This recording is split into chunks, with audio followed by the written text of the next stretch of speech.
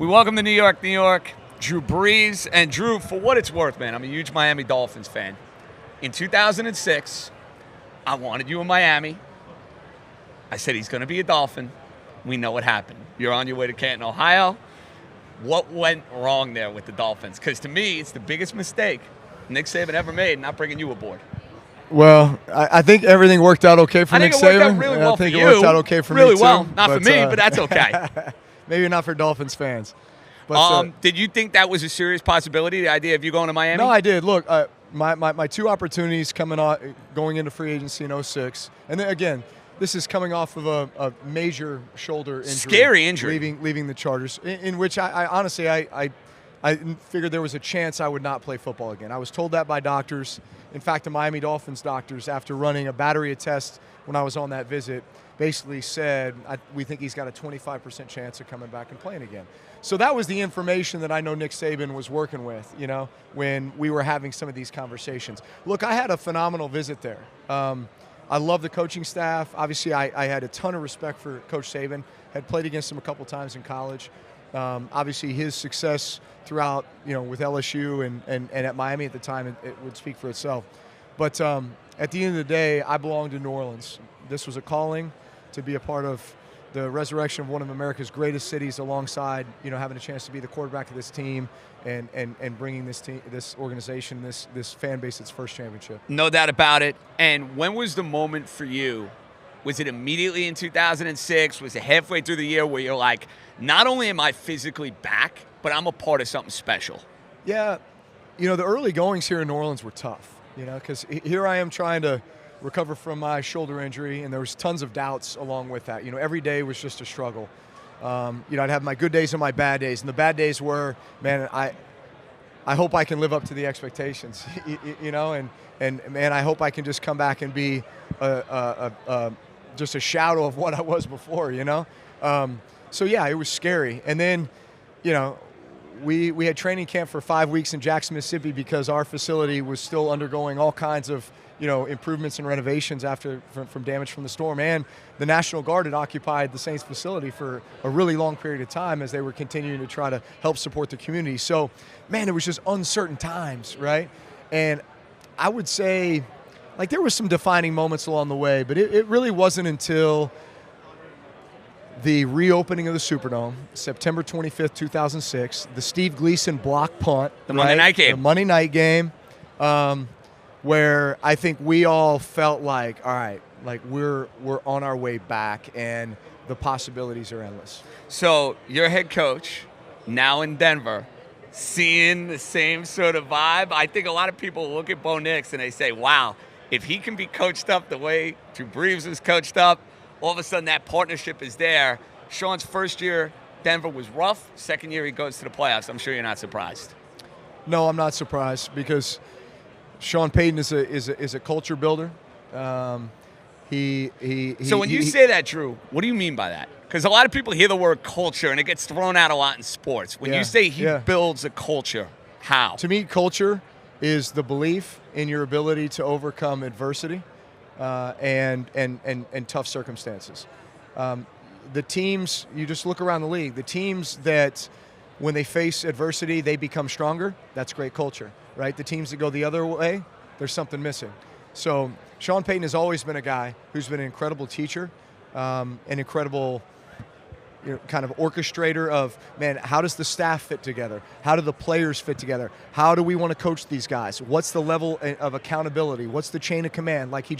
He's very clear about those objectives and those goals.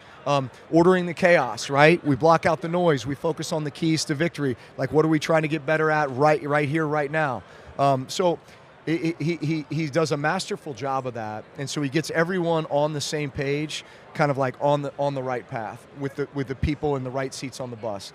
So it was no surprise to me that obviously they had the season that they had. I think the way Bo Nix played, though, from start to finish, man, you just saw a guy who every week got better and better, and the offense continued to open up more and more, and the players around him continued to develop more and more confidence, and then you develop this chemistry.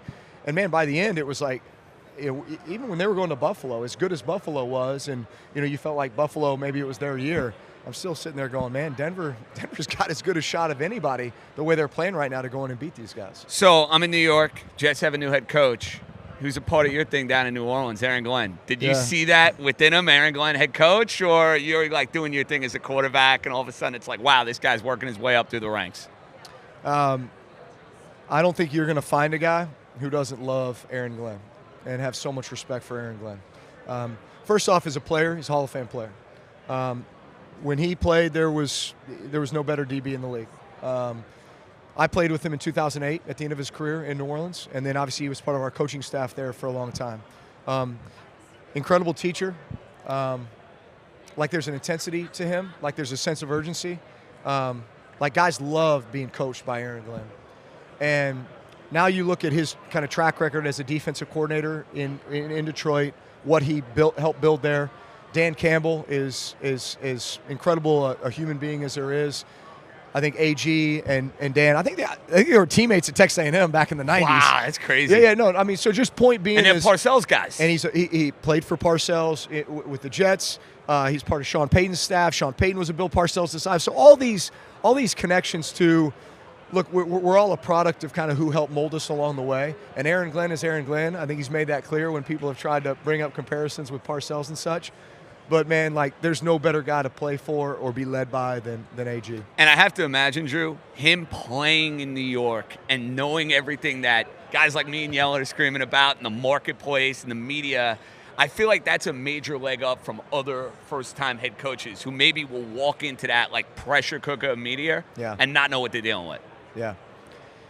Well, yeah, I mean, the fact that – because you know it's different. The fact that AG was a player there for a long time. Yeah. And, look, man, it's been an organization that's had a really tough go here, especially over the last 10, 15 years, right? So I think, man, they're looking for somebody who can come in and give them hope and inspire the team and get them back to, where they want to be, and I think there's no better guy, honestly. I mean, he knows how to build culture, build foundation, and now you just got to get the right pieces in place, Figure out who your quarterback's going to be, figure out how you're going to shore up some of the missing pieces. But at the end of the day, you just want to have a belief that every time you step on the field, you have a chance to win. You were a great quarterback. Loved watching you play. Is there a guy now in the NFL where you watch him on Sundays and you're like, kind of reminds me of me? Yeah, good question. I mean, look, so many of these young quarterbacks I love watching, right? I love watching Mahomes. I love watching Jalen. I love what Jaden Daniels this year was unbelievable. I had so Never much seen a fun. rookie play better. Look, I had so much fun watching him. There's just a level of confidence and composure, and just looked like he was having fun too. Man, I love watching Joe Burrow play. Love watching Josh play. Lamar, the stuff Lamar does, it's just like I can't even fathom it. Next right? level. Because it's like I very few have the ability to do what he does. So man, it's a great time to be an NFL fan. Watch these young guys play the position. What would your advice be? I'm a big Dolphin guy, as you know. Yeah. Tua, undersized, super accurate, got to keep him on the field. Being able to show that mobility but taking care of his body at the same time. You know the position well. Yeah. How would you advise him moving forward? Well, it's tough because, some of those injuries, look, we used to say, man, the injury rate in the NFL is 100%. Everybody's going to get injured at some point. It's inevitable, right? It's just a matter of, is it something you can play through? Is it something you need to, rest and heal up? At the QB position, and so much of it is durability, reliability. Can you be present, right? Can you find a way to get out there? Unfortunately for him, with the concussion thing, man, I've seen every one of those. I've analyzed every one of those, and you just go, I don't know if there's anything he could have done different, and yet it just happened, right? So that part is a little scary, but at the same time, like I've heard Tua say, look, man, it's part of the game. I love this game. Like, I'm not going to change the way I play. Yes, we're going to be smart about the hits we take and the hits we avoid, but you just kind of have to hope and pray that you're able to avoid the major ones. No doubt. Final one. Big week, Aldi. What do you got going on? Aldi, yeah. Aldi is Aldi. See, I got to learn my pronunciations here, Drew. We got to work on that. You got to teach funny, me, I Mr. walk around New Radio Orleans. Row, and people see my Aldi zip up, and they're like, dude, I love Aldi. It seems like everybody shops at Aldi. So Aldi, up until February 9th, Super Bowl game day, is offering up to 25% off of so many of the game day must-haves. So when you're getting ready for your backyard party for the Super Bowl, and you're thinking about, man, what am I going to whip up? Am I going to whip up some gumbo? I'm a Texas guy, so chili, right? Tremendous. Is it spinach dip? Are you a queso guy? Like whatever it is, Aldi's got it. Thanks for a couple of minutes, man. Yeah, you we'll got see it. you in Canton. No worries. Thank you.